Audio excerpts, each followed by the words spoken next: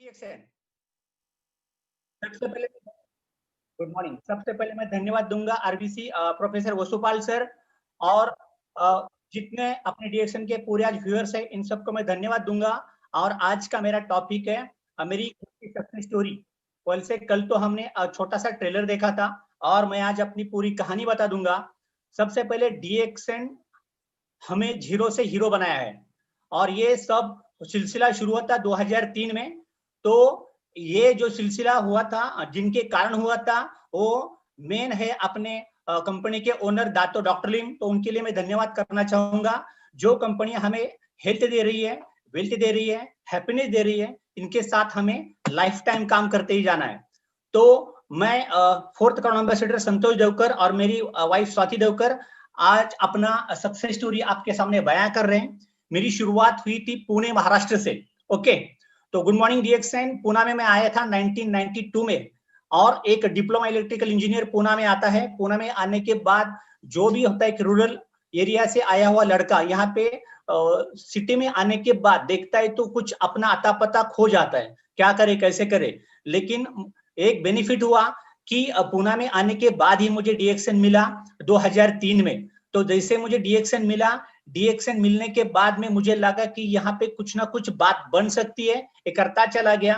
डीएक्सन करने के पहले मैं काम कर रहा था स्पाइको में as a electrical maintenance engineer. Okay, और वहां पे मेरी कंपनी में सैलरी थी 7,500 रुपया।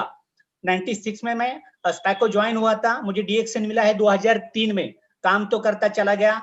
डीएक्सन में काम करने से पहले मैं शादीशुदा था, मुझे एक लड़का भी था कौस्तुभ।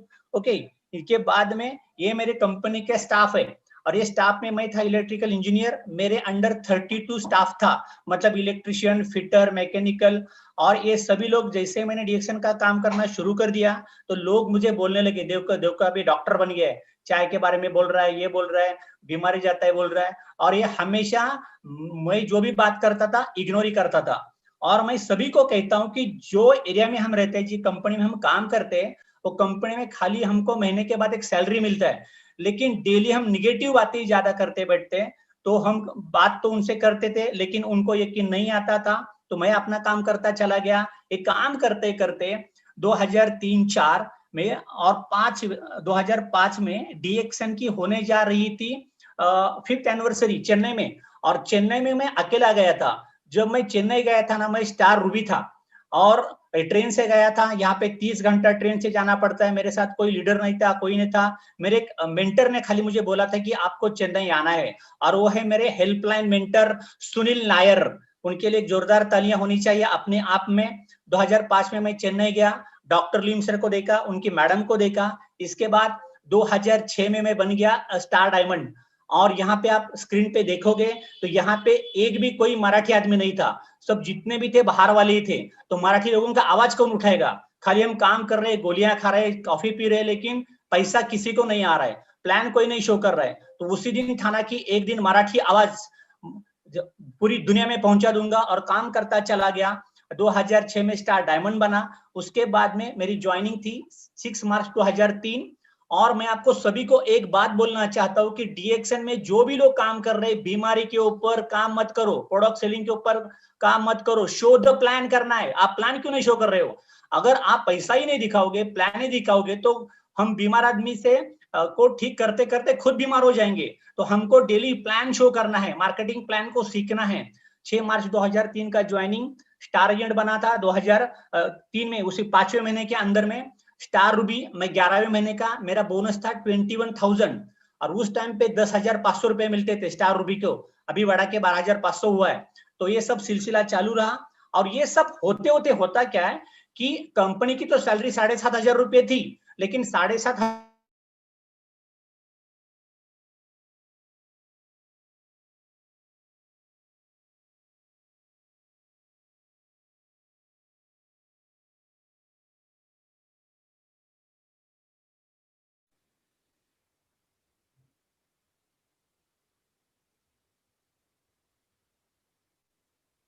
Okay, no problem. तो मेरे ओके, अभी आवाज है? ओके, तो मेरा ओके, मेरी कंपनी में सैलरी थी 7,500 रुपया, और जैसे मैं 1 साल के अंदर रूबी बना, डायमंड बना, तो मुझे मिलना शुरू हो गया 15,000 रुपया। तो लाइफस्टाइल चेंज होने के बाद में, तभी तक मुझे दूसरा लड़का हुआ था जय देवकर, तो मैंने क्या किया, उसको दोनों को लॉन टेनिस में शिफ्ट किया था ट्रेनिंग के लिए। और यहाँ पे न्यूज पेपर में आर्टिकल आया हुआ है कि मेरा छोटा लड़का अंडर 8 का टाइटल विनर है और बड़ा लड़का अंडर 12 का टाइटल विनर है। एक ही दिन दोनों टाइटल विनर, और पूरे पुणे डिस्ट्रिक्ट का न्यूज़पेपर में धमाका हो गया कि यार क्या बच्चे क्या खेल रहे। और बच्चे खेलने का कारण था डीएक्सन प्रोडक्ट का कंजम्पशन। तो मुझे आप सभी को ये कहना है कि अपनी बच्चों को मैगी, कुरकुरे, पिस्ता, बर्गर, पिज्जा, शोरमा खाने के बजाय डीएक्सन के प्रोडक्ट खिलाओ। जितना भर भर के खिलाएंगे उनके अंदर एनर्जी आएगी, स्टैमिना बढ़ेगा, पढ़ाई अच्छे करने शुरू हो जाएंगे। तो दिन ब दिन पूरे न्यूज़पेपर और खेलते गए, बोथ आर नेशनल चैंपियंस, दोनों अच्छे खेलने लगे।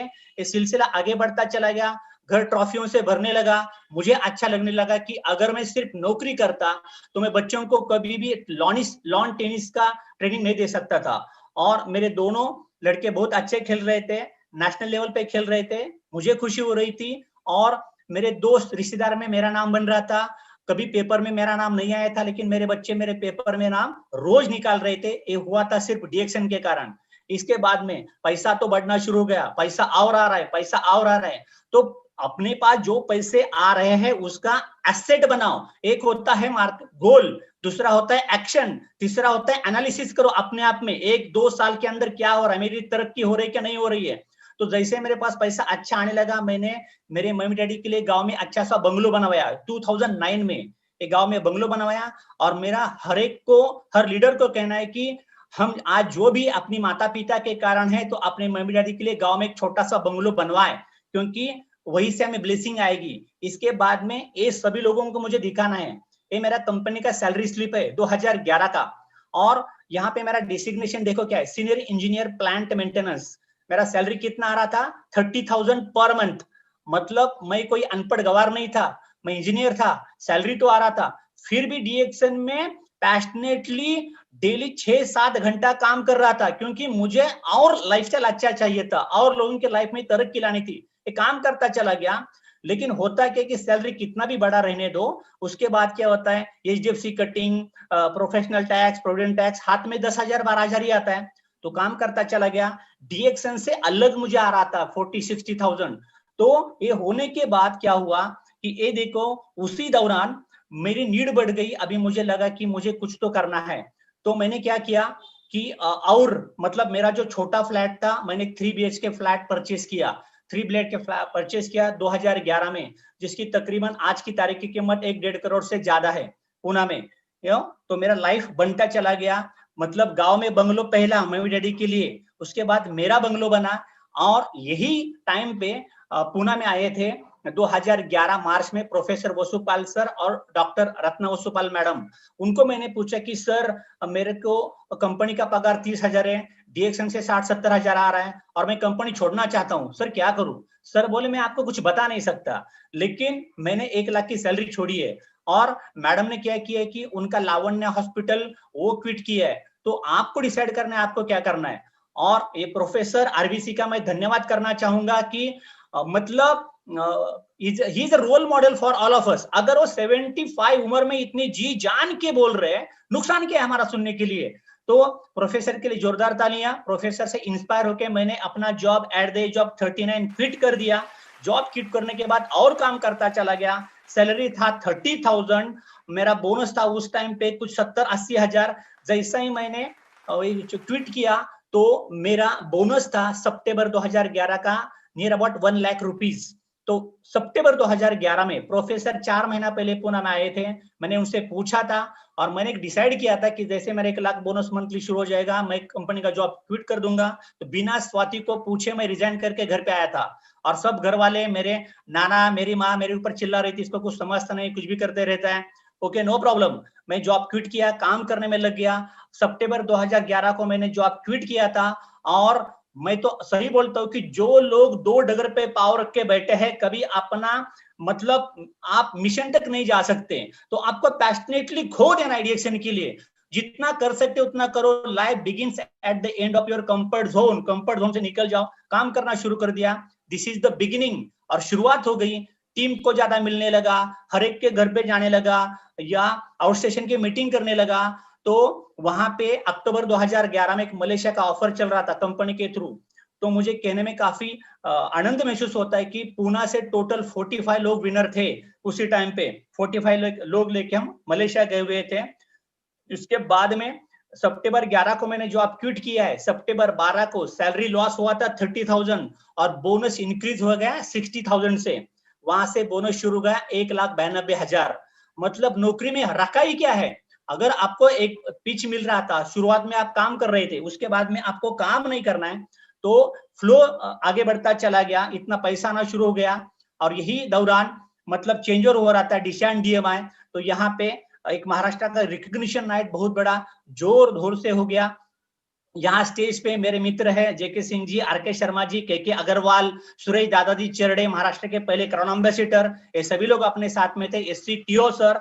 और उसी स्टेज पे 2015 में महाराष्ट्र का हाईएस्ट स्टेटस मुझे मिला था, एग्जीक्यूटिव ट्रिपल क्राउन डायमंड। और मैं सभी डीएक्सएन के लीडर्स को कहना चाहता हूं कि जब आप क्राउन डायमंड से आगे होते हो तभी आपको स्टेटस का पिन मिलता है, आधा तोला गोल्ड। और उसी साल में मैंने मतलब 2.5 इतना गोल्ड लिया हुआ था, मतलब 5 पिन लिया था मैंने। इतना गोल्ड आपको मिला था। तो क्राउन डायमंड आपको बनना है, गोल्ड पिन हर स्टेटस के ऊपर आपको मिलता चला जाएगा। और अगर आप बीवी से करते हो प्यार तो बीवी के सर पे रखो ताज, क्राउन का ताज, क्राउन एम्बेसडर का ताज, तभी में हम मान सकते हैं कि आप अपनी बीवी से प्यार करते हो। अगर बच्चों को ज्यादा पढ़ो खिलाते हो तभी हम कहेंगे कि आप बच्चों के ऊपर प्यार करते हो। एक सिलसिला चालू रहा और ये था मेरा जर्नी। ये जर्नी आप देख सकते हो कि 96, 92 में एक लड़का गांव से पुणे में आता है, 96 में कंपनी का प्रोबेशन का सैलरी आने के बाद साइकिल लेता है, तब तक साइकिल भी नहीं था मेरे पास में। 97 में बजाज एमईटी लिया था मैंने। ओके, बजाज एमईटी के बाद बजाज बॉक्सर, गाड़ी का नंबर भी लिखा हुआ है। कुछ लोग आपने बहुत होशियार होते हैं कि देख के चेक करते हैं कि रियल में है कि नहीं, चेक कर सकते हो। 2006 में पहला मारुति कार आ गया बिकॉज ऑफ डीएक्सएन। उसके बाद अल्टो आ गया, वॉक्सवैगन वेंटो आ गया, ऑडी Q3 आ गया।